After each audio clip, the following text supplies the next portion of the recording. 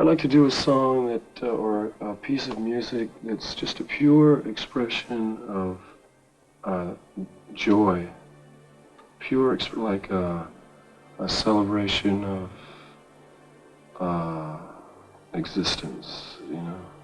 The death of Jim Morrison, the iconic frontman of The Doors, has long been shrouded in mystery and intrigue. The official story of his passing, as reported by his girlfriend Pamela Courson, has been accepted as fact for decades. But new accounts have emerged that challenge this narrative, suggesting a more complex and troubling truth behind the singer's untimely demise.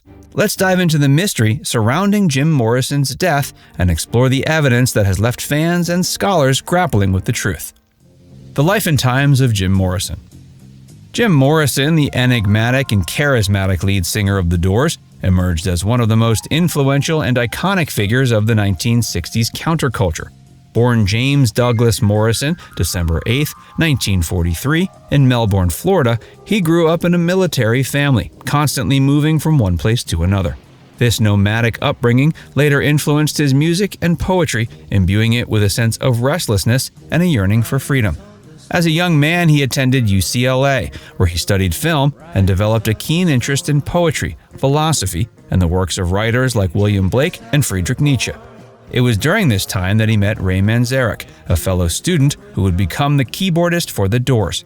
Together with drummer John Densmore and guitarist Robbie Krieger, they formed a band that went on to redefine the sound and spirit of rock music. With his wild, unpredictable stage presence and deeply poetic lyrics, Morrison quickly became the focal point of The Doors. His leather pants, free-flowing hair, and bare chest became iconic symbols of rebellion and sexual liberation. The band's music, a fusion of rock, blues, and psychedelia, was equally groundbreaking, with songs like Light My Fire, Break On Through to the Other Side, and Riders on the Storm becoming anthems of a generation. But as The Doors' popularity soared, Morrison's personal life began to unravel. He struggled with substance abuse, particularly alcohol, which fueled his increasingly erratic behavior both on and off stage. His arrests for obscenity and public indecency during concerts became the stuff of legend. In 1971, looking to escape the pressures of fame and the tumult of his life in the U.S., Morrison moved to Paris with his girlfriend, Pamela Courson. He hoped to focus on his poetry and find a measure of peace in the city that had inspired so many of his literary heroes. But Paris did not provide the refuge he sought. On July 3, 1971, just a few months after his arrival, Morrison was found dead in the bathtub of his apartment at age 27. Robbie Krieger, recalling when the band learned about Morrison's passing, said, quote, "I got a phone call, and I didn't believe it because we used to hear shit like that all the time, that Jim jumped off a cliff or something. So we sent our manager off to Paris, and he called and said it was true." The circumstances surrounding his death remain shrouded in mystery to this day, with conflicting accounts and theories about what really happened on that fateful night. But one thing is certain, Jim Morrison's legacy, both as a musician and a cultural icon, endures. The official story. According to the official story, as reported by his girlfriend Pamela, Morrison had returned home from a night out at the cinema feeling ill. Courson had drawn him a bath, hoping it would relax him and help him feel better. But when she checked on him later, she found him unresponsive in the water. Courson called for medical assistance, but by the time help arrived, it was too late. Morrison was pronounced dead at the scene, with the initial cause of death listed as heart failure. The French authorities did not deem an autopsy necessary, as there was no sign of foul play or suspicious circumstances surrounding his passing. That decision later fueled speculation and conspiracy theories about what really happened. The minimal investigation into Morrison's death left many questions unanswered. No toxicology reports were conducted, leaving the role that drugs and/or alcohol may have played in his demise a matter of conjecture. Some found it strange that Courson's account of the events leading up to the discovery of Morrison's body seemed to change over time, with inconsistencies that were never fully explained. And the fact that Morrison's body was buried in Paris's Pere Lachaise Cemetery without an official autopsy or investigation struck many as unusual, given his celebrity status and the suddenness of his death. The lack of a definitive cause of death, coupled with the secrecy surrounding the handling of his remains, only served to deepen the mystery and intrigue surrounding the case. conflicting accounts emerge. In 2007, more than 3 decades after Jim Morrison's death, a new theory emerged.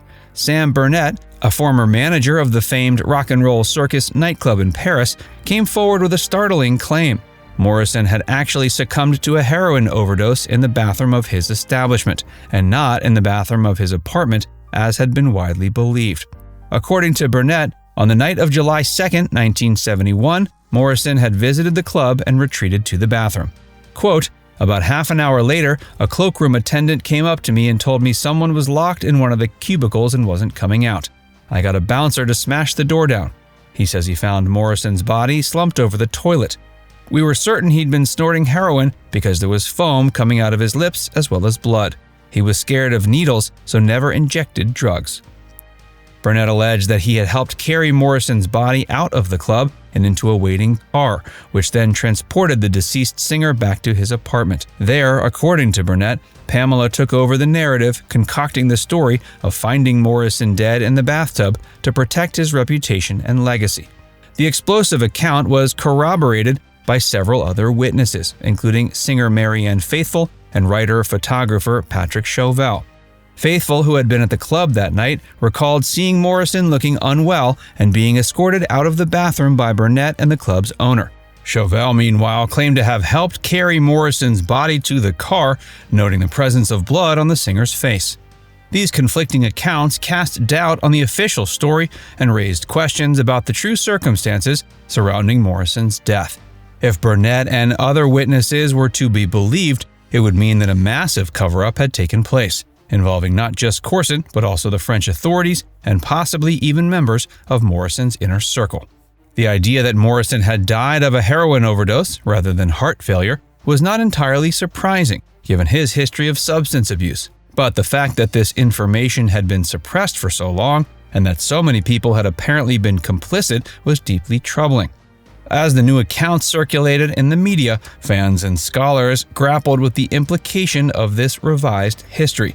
Some saw it as a final, tragic chapter in the story of a troubled artist, while others viewed it as a chance to finally uncover the truth about one of rock music's most enduring mysteries.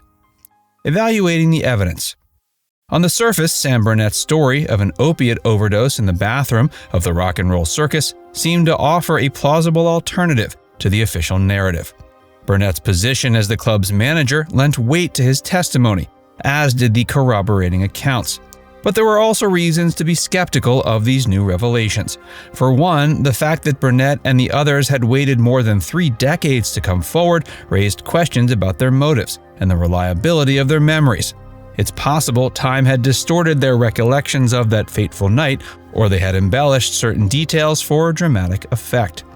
And the idea that Morrison had died of a heroin overdose seemed to conflict with certain established facts about his life and personality. While he was known to have struggled with alcohol and other substances, he was famously terrified of needles and never had reportedly injected drugs intravenously. There were questions about the logistics of the alleged cover-up as well. If Morrison had been at the club, as Burnett claimed, it would have required a significant effort to transport his body back to his apartment without attracting attention. Given the singer's fame and the scrutiny that his every move attracted, it was hard to imagine how such a plan could have been executed without leaving some trace arousing suspicion. Ultimately, the lack of physical evidence made it difficult to definitively prove or disprove any of the competing theories about his death. Now it's time to hear from you. What's your favorite memory of Jim Morrison and your favorite Doors song?